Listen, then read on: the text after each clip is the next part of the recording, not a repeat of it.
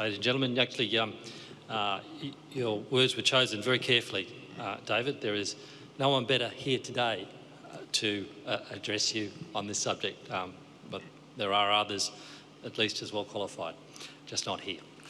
What I'm going to do is to take you through the current developments in the mainland, and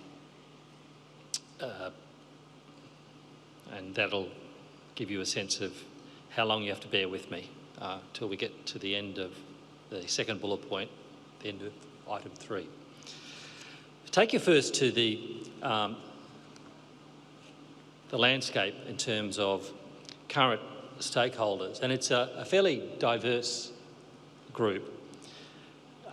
In terms of the two circles on this end of the screen, there are two central entities that are noteworthy. One is the Chinese Equestrian Association, the CEA. Now, it is the National Sports Association represented, recognised, I should say, by the China Olympic Committee. It operates under the guidance of the General Administration of Sport, which is a government entity. The CEA has been a member of the FEI since 1982, and it's the sole organisation for the PRC that's authorised to partake in international equestrian activities. It's also the International Speed Racing Organisation. Now, its authority so far as this area is concerned include rules of racing, developing professionals, organising contests, overseeing the country's Olympic equestrian program, and also has some activity in other areas such as prohibited substance testing and horse registration. The second major central organisation that I'd like to touch on is the China Horse Industry Association. This is formed quite some time ago, back in 2002, from a merger between the National Thoroughbred and Horse Breeding Associations. Significantly, it was originally a part of the Ministry of Agriculture, but it became detached from MARA in 2017. The CHIA is the keeper of the China Stud Book, and beyond that, it has a particular focus on the upstream components in the equine value chain. In recent years, there's been some overlap in activities between the two, particularly in the areas of horse registration, race organisation and prohibited substance testing. And this is a subject that I will come back to when I start to consider what are the building blocks, what are the things, the necessary conditions for the development of a full-blown, fully fledged major horse industry in the mainland. In terms of the other industry players, around the country there are about 30 provincial equestrian associations, and they're loosely supervised by the CEA. Interestingly, more than half of them were formed in the last 5 years, and this is as a response to a significant shift in government policy. The government has expressed explicit and open support for horse sports, and I'll go into a little more detail about what that signifies in a moment. These 30 or so associations have a fairly high degree of autonomy to organise competitions and talent development in their provinces, both flat racing and equestrian. And the CEA is currently in the process of crafting a national system of systems and standards to be applied to them across the country. There are, it says there 10, there are about 12 major race courses, but there are about 10 of them that have a significant level of racing activity. Many of these race courses, whilst private in terms of ownership, have very close relationships with local governments, with races organised in collaboration with local governments, or even in some cases with a stake, even if it's a minority stake owned by the local government. A couple of players in the race course sphere are interesting to touch on, and they are Ryder and Yulong. And these are groups that have started to demonstrate end-to-end capabilities, from import breeding to large-scale races of a fairly high standard of quality. Now, with no legalised wagering on flat racing, many of these companies' racing businesses are to a large extent funded by sponsorship, margins from overseas, import sales and other non-equine businesses owned by these companies, not unusually real estate transactions. On the purely private side, there are about 2,000 private riding clubs around the country, particularly in the north and the east, which were historically where the concentration of the China equine population could be found. A number of flat racing and equestrian training programs are offered through a collaboration of universities, industry associations, and in some cases foreign entities, including racing authorities and commercial horse companies. Last but not least, there's a growing number of non-equine major conglomerates which are diversifying their businesses into horse sports. Two examples are Fosun and Evergrande, which have established or purchased horse-related subsidiaries, which I think speaks to a general optimism about the future of the sport in the mainland. Now, I said a moment ago that there had been a fairly significant change in terms of government policy. The government's, central government's position is that it's overall very supportive of the development of horse sports, particularly in recent years, where equestrian has been mentioned as a key sport several times in a number of key government documents. Now, to explain that, the context is important. It's promoted, the promotion of horse sports is promoted within the context of recreation, fitness and community sports, suggesting that the government sees it as more appropriate to develop the sport as one for the masses as opposed to an elitist activity. And here, the language is important. When the term equestrian is used, it's interchangeable with horse sports, and both encompass both flat racing as well as equestrian. So when equestrian is used, it's not used in the narrower sense of saying non-racing, as we might in other jurisdictions use the term.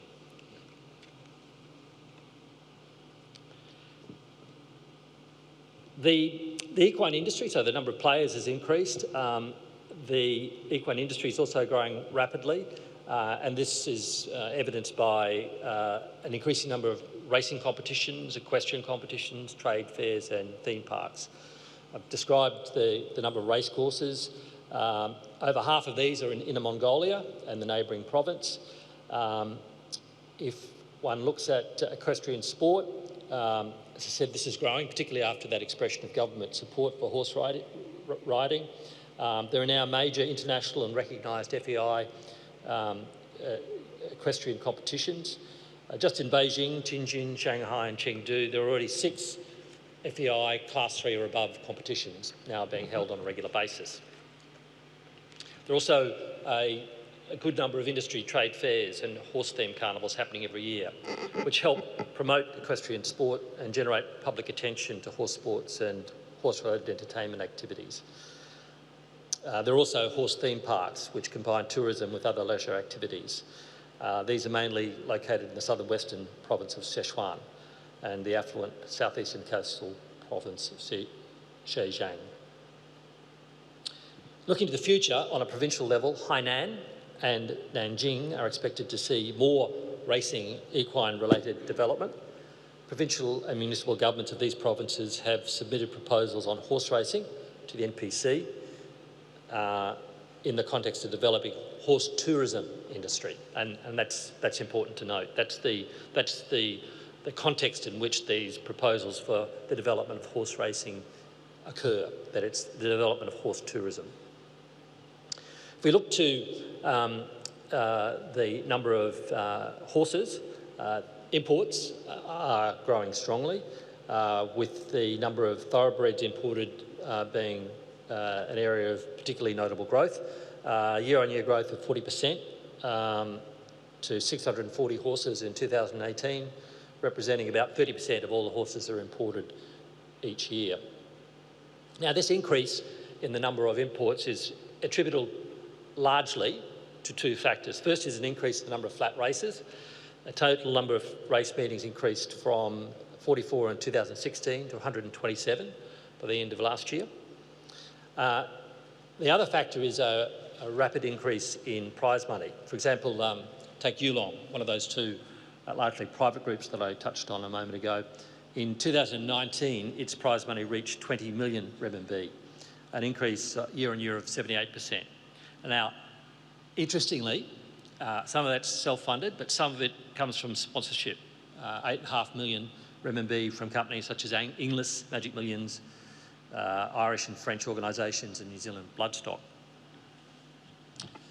The total number of flat racing in China continues to grow. As I said, there's been an increase from 44 in 2016 to 127 by the end of last year. The other significant factor, apart from what I pointed to, is this interesting story of the development of these commercial enterprises, Ryder and Yulong. So let's take Ryder first. Ryder's based in Inner Mongolia, and it has established, to a large extent, an end-to-end equine value chain. It's also positioned itself well in key government initiatives, such as poverty alleviation and China equestrian team sponsorship. The other key player is Yulong, based in Shanxi. In the last year, it organised 20 race meetings with a total of 130 races. And besides racing, it's extremely active in breeding, sales and importation of thoroughbreds. But there's an important challenge that's hindering the development of speed racing, and it centres around the extent to which the norms that are observed in other countries of registration, central collection of results, is not currently organised in the mainland. And that's something I'll come back to when I talk about those building blocks for the future, the necessary preconditions. Industry training is developing significantly. Hong Kong Jockey Club develops HKCAVQ approved curriculum. That's the body in Hong Kong that accredits academic and vocational training. And we deliver that in the mainland at Huanchun and at Zhongfa for a number of the disciplines that are necessary for a racing workforce, work riders, grooms, farriers. And much of the workforce that's been developed there is talent that's available for the development of the industry in the Guangzhou, Zhongfa area. But there are other players as well. Yulong International Racing College started in 2019. Wuhan has been operating vocational training through one of the universities there since 2002. And then there are players in this room that have over time assisted, for example, with programs to take jockeys and bring them overseas for intensive courses. So there is quite a lot happening in the vocational training area. I want to come back now to the CEA because if one looks to what might be the arc of the development of a horse industry, a fully fledged horse industry in the mainland, the CEA is emerging as a key player, and what it's been able to achieve in equestrian sport is instructive.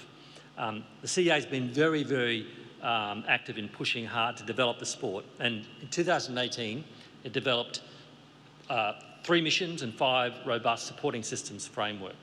The 3 missions include 1, winning medals in Olympic equestrian events, 2, organising international and high-quality equestrian competitions, and 3, making China a strong equestrian country. To achieve that, the framework that they've identified is a supporting system of 5 elements. 1, strengthening and intensifying the training system for Olympic calibre athletes. 2, creating and standardising the competition system. 3, building a membership service system and managing it. 4, implementing a certification system and establish talent training programs. 5, integrating equestrian and other service industries to promote equestrianism. And I've got to say, they've already made quite spectacular progress in implementing this framework. Some of the early success since the establishment of this mission and framework can be seen by the performance of the China national equestrian team in the qualifiers for the 2020 Tokyo Olympics. In 2016, the team obtained 1 quota for the individual eventing. This year, the team obtained 3 individual quotas for both eventing and jumping. It will also be the first time for China to compete as a team for both eventing and show jumping. It's not just limited, though, in terms of the success to what they've been able to achieve in terms of Olympic participation. There's been really a very significant increase in the number of equestrian competitions and the number of riding clubs. The number of equestrian clubs in 2016 stood at 2019, I should say, stood at 2,160, which is a 20-fold increase on the number of equestrian clubs in only 2006.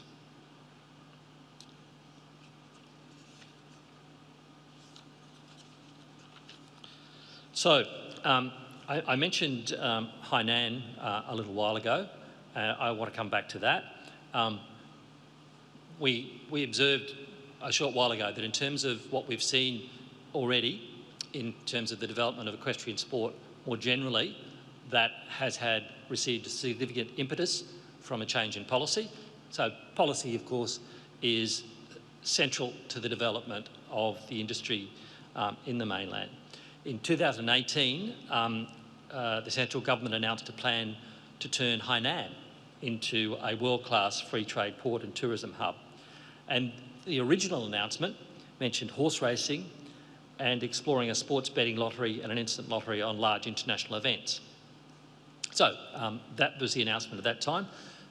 Since then, there's been different messages on how that might happen or whether that would happen in terms of the development of horse racing and the extent to which lotteries might feature in the economic underpinning of the development that if it does take place. The most recent development of note was in December of last year, and there was a mainland news agency that reported that a draft guideline on horse racing development had been formulated by the Hainan province and submitted for consideration. So I think what I would say about this is that this is an area that that should be monitored. It will be very interesting. I mean, I'm certainly not going to venture any prediction on what will occur next or if anything will occur, but it's very interesting to see the announcements that have been made, and it's something that does bear careful future attention to see what might transpire.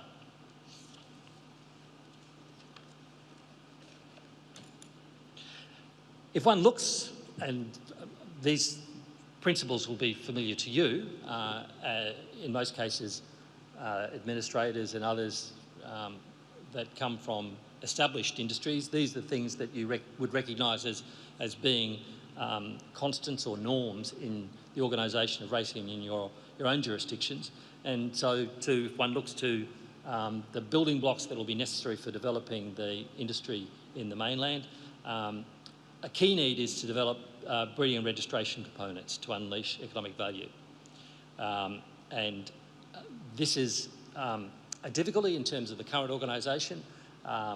There isn't any central registration of horses. Those horses that are being imported, sometimes the export certificate is lodged with the stud book, sometimes it's not. Horses that are bred in the mainland, sometimes they're registered with the stud book, sometimes they're not. And then in terms of the organisation of racing, if a race meeting may be conducted under rules that have been established by the CEA, and there will be a passport that will be recognised by the CEA.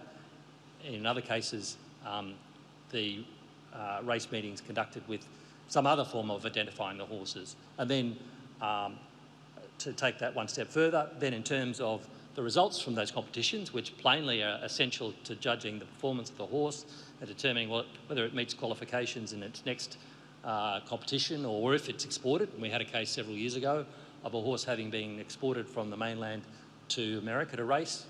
What was its racing status? And indeed, in those circumstances, a horse that had won a reasonable amount of prize money in the mainland then went on to win a maiden race in America because there's just not that access to the performance record. So this is a necessary building block. It's also plainly essential that there be world-class rules of racing and capabilities as a racing authority, particularly in the regulatory functions that we would recognise, stipendary stewards, regulatory vets, etc. I've touched on the vocational training that is taking place, but this needs to be developed much more widely so that the local capacity is there to perform the key operational functions.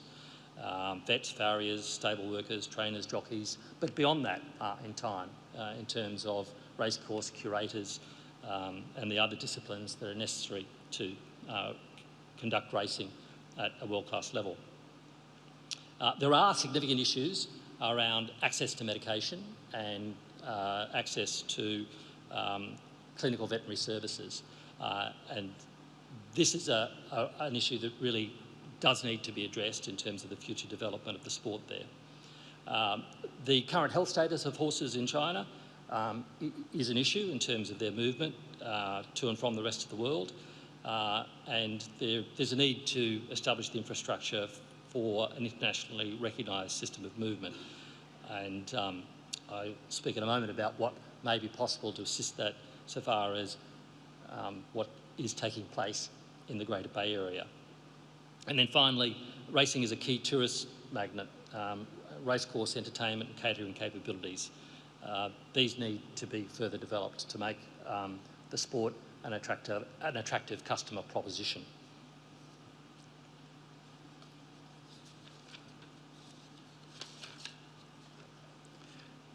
One area that is significant in terms of what's taken place in recent times in the development of the industry in the mainland is of course the Chung Fa Racecourse, the Hong Kong Jockey Club's project. So this is a world-class thoroughbred training facility and the first of its kind in the mainland. State-of-the-art facilities for horses, including an uphill gallop, an equine hospital that is of world-class standard, with the software that's necessary in terms of surgeons, technicians, pharmacy and the like. And also as an extension to that, very extensive rehabilitation capabilities have been developed there. And then, as I mentioned a short while ago, the vocational training programs to provide the skilled workforce that's necessary in order to train horses to elite performance. In March of last year, the club staged its inaugural exhibition race day, and so for the first time Hong Kong's world-class racing was able to be seen in the mainland and was attended by a range of very senior officials. The racecourse has been enabled by the Equine Disease-Free Zone. This is the mainland's only permanent EDFZ for racehorses, and what it does is to enable horses to travel seamlessly between the population of Hong Kong and the population of Chung Fa. And this is internationally recognised, most recently by the Australian government, that the Hong Kong racehorse population, always recognised as being of a very high health status, is replicated at Chung Fa, and that our trading partners can have confidence that horses that have been in the mainland, if they've been in the equine disease-free zone, if they have been in Chung Fa Racecourse, are able to be accepted with as much confidence as has always existed for horses coming from Hong Kong to major racing jurisdictions around the world. Now, in terms of future development, one area that is being explored is the prospect for this infrastructure in the Greater Bay Area to be complemented by the development of a quarantine station. So a quarantine station could really take this in a very exciting new direction in terms of enabling the Greater Barrier Area to be really an epicentre for the horse industry in the mainland, by enabling horses from the mainland, for example, to achieve international health status by a process of quarantine, coming in then to the equine disease-free zone, and then potentially being able to travel overseas to compete, potentially being able to compete at Chung Fa. So there are many exciting possibilities that exist around that. Related to that is something that will be considered by the Asian Racing Federation's Executive Council very soon, and that's the idea of having a special China edition conference in Chung Fa. If one looks to the material I've shown you today, I think you'd agree that there are very interesting developments taking place in the mainland, and we really are at a point where it would be useful in terms of the international community to give a special focus to the development of the industry in the mainland. And the concept that will be considered by the ARF Executive Council is holding a forum to do just that in conjunction with the world-class exhibition race meeting that we'll conduct in October of this year. The conference would consider each of the items that I've listed there, which really, as I say, are the things that will go to shape the future trajectory of the horse industry in the mainland. Thank you very much.